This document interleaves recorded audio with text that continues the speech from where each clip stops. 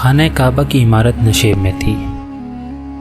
بارش کے زمانے میں پانی سے بچاؤ کے لیے بند بنوایا گیا تھا، لیکن وہ ٹوٹ جاتا تھا۔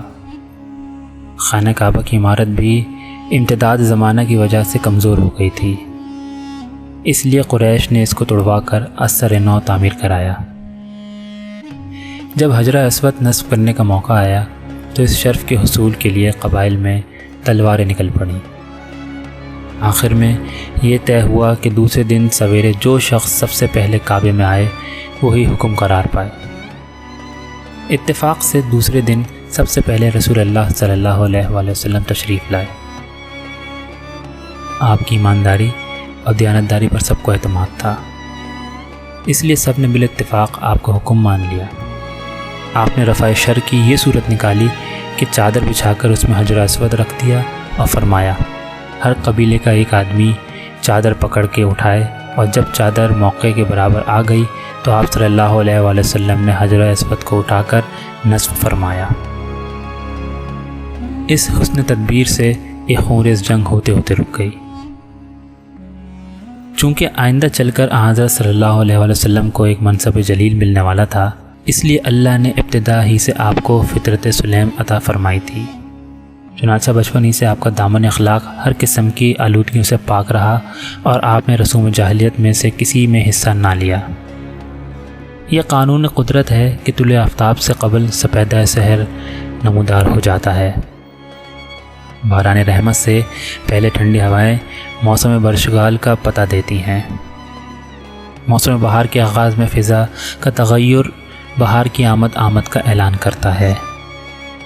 اس لیے جو آپ کی عمر بڑھتی جاتی تھی اور نبوت کا وقت قریب آتا جاتا تھا، آپ صلی اللہ علیہ وآلہ وسلم میں غیر معمولی تغیرات پیدا ہوتے جاتے تھے، اور عمر کی زیادتی کے ساتھ ساتھ طبیعت دنیا سے ہٹتی جاتی تھی، اور روح ایک نامعلوم شے کے لیے بے قرار تھی، لیکن مطلوب کا پتہ نہ چلتا تھا۔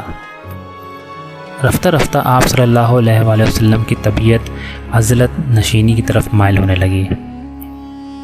آپ صلی اللہ علیہ وآلہ وسلم سامان خوردنوش لے کر مکہ کے باہر غار حرا چلے جاتے اور دنیا کی نگاہوں سے ایک الگ مجاہدہ اور ریاضت اور مراقبہ میں مشغول رہتے۔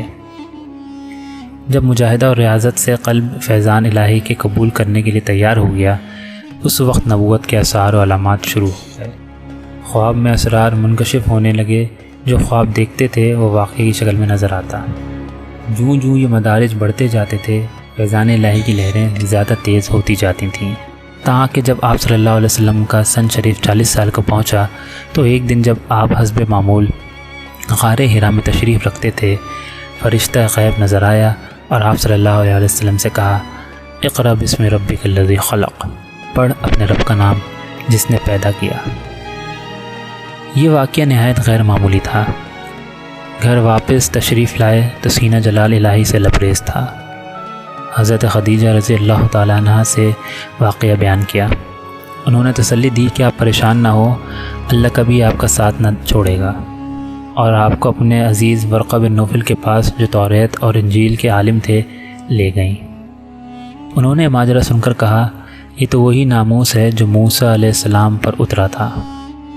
کاش میں اس وقت تک زندہ رہتا جب آپ کی قوم آپ صلی اللہ علیہ وسلم کو نکال دے گی، اس وقت آپ صلی اللہ علیہ وسلم کی مدد کرتا۔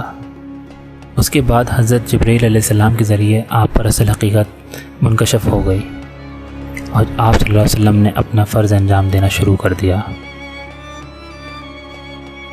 لیکن ایک ایسی قوم جو صدیوں سے شرک اور بت پرستی کی ضلالت میں مبتلا تھی، توحید کی دعوت دینا، خصوصاً اس حالت میں کہ رؤسائے قوم کے سال ہر سال کے اقتدار کا خاتمہ ہوا جاتا تھا، آسان نہ تھا۔ اس لیے اول اپنے ان مقربان خاص کو اسلام کی دعوت دی۔ جو لوگ آپ کے عادات و خصائل سے اچھی طرح واقف تھے، انہوں نے بلا تعامل اس دعوت کو قبول کر لیا۔ چنانچہ آپ صلی اللہ علیہ وسلم کی رفیقہ حیات حضرت خدیجہ، چچا زاد بھائی حضرت علی رضی اللہ تعالیٰ عنہ، دوست حضرت ابوبکر صدیق رضی اللہ تعالیٰ عنہ، غلام زید رضی اللہ تعالیٰ عنہ نے آپ کی دعوت قبول کی۔ آپ 3 سال تک خاموشی سے اس فرض کو انجام دیتے رہے۔ حضرت ابوبکر صدیق رضی اللہ تعالیٰ عنہ بڑے بااثر تھے۔ ان کے اثر سے حضرت عثمان بن عفان، زبیر بن عوام، عبد الرحمن بن عوف، سعد بن ابی وقاص، طلحہ بن عبید اللہ، زبیر بن عوام مشرف با اسلام ہوئے۔ ان کے قبول اسلام کے اثر سے ان کا دائرہ بڑھنے لگا۔ چنانچہ حضرت خباب بن ارت، عمار بن یاسر، سعید بن زید، عبداللہ بن مسعود، عثمان بن مطعون، ابو عبیدہ، صہیب اور ارقم رضی اللہ تعالیٰ عنہ وغیرہ نے اسلام قبول کیا اور ایک اچھی خاصی جماعت دار اسلام میں داخل ہو گئی۔ یہ تمام کام خفیہ ہوا، لیکن آپ کا فرض تنہا خفیہ تبلیغ اور چند آدمیوں کے ہدایت یاب ہونے پر ختم نہ ہو جاتا تھا، بلکہ سارے عالم کو اعلانیہ دعوت دینا تھا۔ اس لیے 3 سال کے بعد اعلان تبلیغ کے احکام نازل ہوئے۔ اس حکم پر آپ صلی اللہ علیہ وسلم نے کوہ صفا پر چڑھ کر آواز دی، اے قریشیوں! آپ کی آواز پر لوگ جمع ہو گئے۔ آپ نے ان سے سوال کیا کہ اگر میں تم سے کہوں کہ پہاڑ کی پشت سے ایک لشکر جرار آ رہا ہے تو تم کو یقین آئے گا؟ سب نے ایک زبان ہو کر جواب دیا کہ ہم نے تم کو ہمیشہ سچ ہی بولتے پایا ہے۔ فرمایا تو میں تم سے کہتا ہوں کہ اگر تم ایمان نہ لاؤ گے تو تم پر سخت عذاب نازل ہوگا۔ یہ غیر متوقع اور اپنے معتقدات کے خلاف بات سن کر سب بگڑ گئے۔ اس واقعے کے چند دنوں بعد آپ صلی اللہ علیہ وسلم نے ایک دعوت کا انتظام کیا اور عبد المطلب کی اولاد کو جمع کر کے ان سے فرمایا، میں وہ چیز لے کر آیا ہوں جو دین و دنیا دونوں کی کفیل ہے۔ اس بار گراں کو اٹھانے میں کون میرا ساتھ دیتا ہے؟ سب خاموش رہے۔ صرف حضرت علی رضی اللہ تعالیٰ عنہ نے جواب دیا کہ مجھے آشوب چشم کی تکلیف ہے، میری ٹانگیں پتلی ہیں، میں 9 عمر ہوں، لیکن میں آپ کا ساتھ دوں گا۔ اس کے علاوہ سب خاموش یہ ساتھ لوٹ گئے۔